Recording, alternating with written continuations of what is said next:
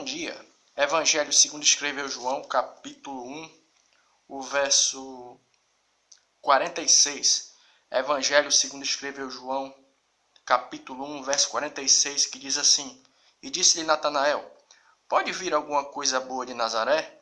Disse-lhe Filipe: Vem ver. Repetindo o verso 46 do capítulo 1 do Evangelho de João.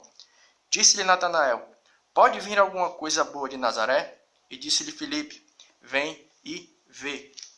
Então é bacana, né, dando uma sequência aqui, né, concernente a essa reflexão, tendo como por base o capítulo 1 do Evangelho de João, onde os discípulos que outrora seguiram João Batista, após virem Jesus dar aquele início ao seu ministério, passam a seguir Jesus. E nesse texto que a gente acabou de ler, né, vai estar fazendo referência ao momento em que Filipe tem um encontro com Natanael e fala de Jesus para Natanael. Aí vai surgir uma pergunta, né? Natanael vai fazer a seguinte pergunta: quando Filipe diz de onde Jesus é, qual a origem de Jesus, que no caso era chamada cidade de Nazaré, localidade de Nazaré, aí Natanael vai fazer a seguinte pergunta, né? E pode vir alguma coisa boa de Nazaré?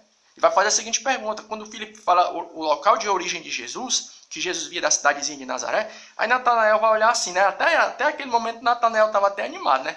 Mas quando Filipe disse de onde Jesus era, da pequena localidade de Nazaré, daquele local ali, né? Aí Natanael: e pode vir alguma coisa boa dali? E a gente estava dando uma pesquisada a respeito da localidade de Nazaré. E a gente estava procurando, assim, uma palavra bem legal para a gente conseguir o quê? Definir o que era aquele local, né? Mas vamos fazer o seguinte, para ficar assim bem simples e objetivo, basta a gente saber de uma coisa: Nazaré, naquele momento da história, era um local que não usufruía de uma fama, não tinha uma boa fama, não usufruía de uma boa fama. Era um local que, só de você falar o nome, a pessoa já ficava tipo assim, né? Você sabe aqueles locais que às vezes, só de você falar o nome, a pessoa fica assim, ixi, né? Tem essa expressão, né? Tu mora onde? Eu moro no Vixe, né? Onde é que fica isso? Aí tal canto a pessoa, Vixe, né?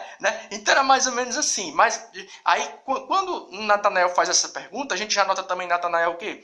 Uma certa ponta de preconceito, né? Porque ele já tinha feito um conceito adiantado de quem era Jesus pelo simples fato de ficar sabendo de onde Jesus era. Mas vamos aqui entrar na parte da reflexão, né? Essa questão trazendo por dia de hoje, quando a gente fala de Nazaré, tem até um filme, né, que o nome do filme é Jesus de Nazaré, né? Você vê o quê? Que a palavra Nazaré se tornou uma palavra de conotação positiva, mas naqueles dias da história, o nome Nazaré era um local que, tipo assim, não tinha uma boa fama, né?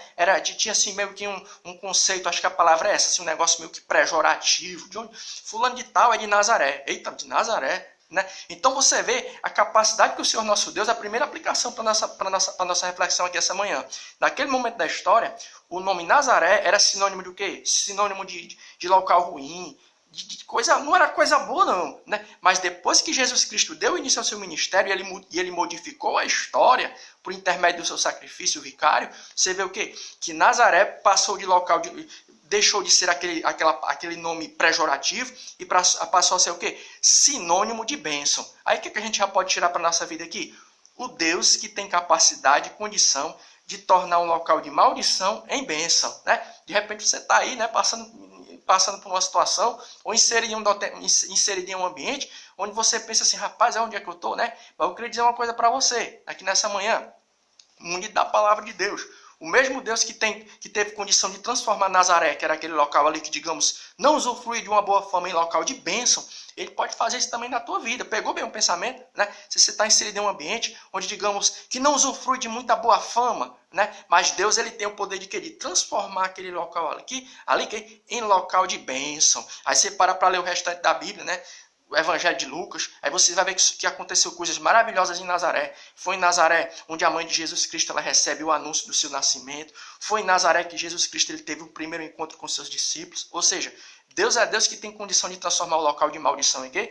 Em bênção. Aí você vai adiantando a leitura, o pensamento, e você já vai notando o quê? Uma coisa que é muito bacana, qual é? Natanael foi preconceituoso. O que é você ser preconceituoso? O que é preconceito? É você fazer um pensamento adiantado de algo sem menos você conhecer. Ele nem conhecia Jesus, pelo simples fato de Jesus ter vindo de um local humilde, ele já pensou assim, não, como é que pode um negócio desse? E pode vir alguma coisa boa daquele local? Como é que isso funciona? Funciona mais ou menos assim. Eles tinham um conceito de que o Cristo vinha, baseado no quê? Nos textos do Velho Testamento. Mas qual era o pensamento que eles tinham? Eles pensavam assim, olha, quando Cristo vier, ele vai vir talvez como um grande estadista, um grande revolucionário montado em um cavalo branco. Aí quando alguém lança aquela ideia de que Jesus ele podia vir de um local humilde, a galera já fica assim, né? Vixe, dali, né? Então é mais ou menos assim, ó. Às vezes nós seres humanos, nós somos assim, né? A gente, quem professa a fé cristã mesmo, faz uma ideia tão elevada de quem é Deus,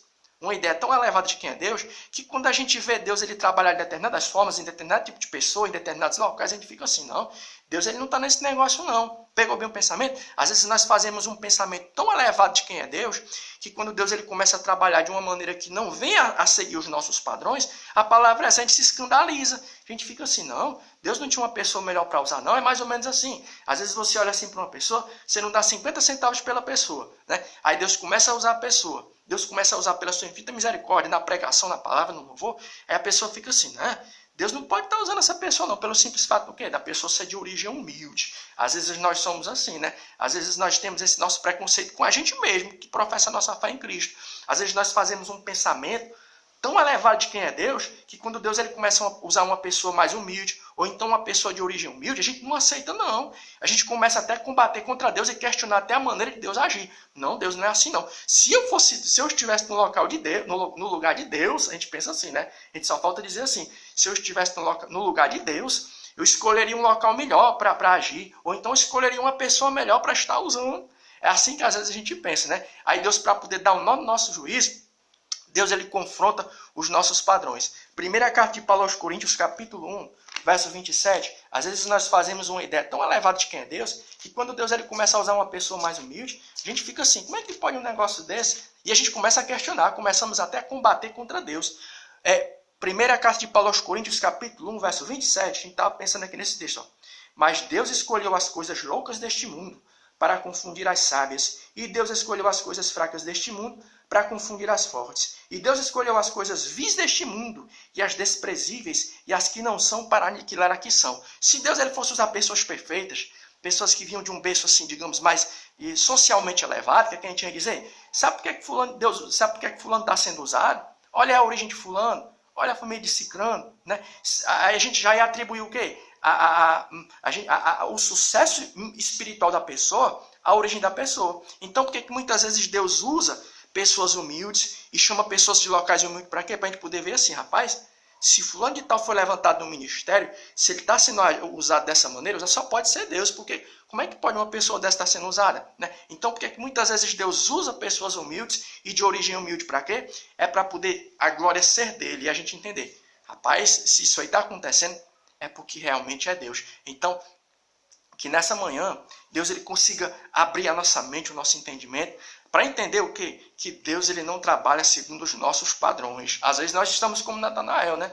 Às vezes Deus começa a agir de uma maneira, ou em um determinado local, que vem a confrontar os nossos padrões, e a gente não quer aceitar, né? A gente fica assim, como é que pode um negócio desse? Não tinha uma pessoa melhor para Deus usar. E a gente às vezes fica até fazendo prova com Deus. Não, vamos fazer prova com Deus para ver se isso aí é Deus. Né? E a gente chega até a dizer, ó, próprio Jesus Cristo, quando o Senhor nosso Deus, ele começa a agir na pessoa do Senhor nosso Jesus Cristo, né? Na pessoa do Senhor nosso Deus, né? O que acontece? Vai acontecer uma coisa interessante. Existem pessoas que vão até atribuir o poder de Jesus à origem satânica. Porque às vezes a gente fica tão escandalizado com as pessoas que às vezes Deus usa, que às vezes a gente começa a dizer, rapaz, vamos fazer prova com Deus aí, que eu acho que isso aí não é Deus não. Isso aí é o capeta. Mas que Deus nessa manhã, ele possa elevar o nosso pensamento e abrir a nossa visão espiritual, para entender que Deus ele também, Deus ele trabalha, ele não trabalha como a gente, ele trabalha o quê? Ele não segue os nossos padrões humanos, mas ele trabalha segundo o quê? Segundo a sua soberana vontade. Amém.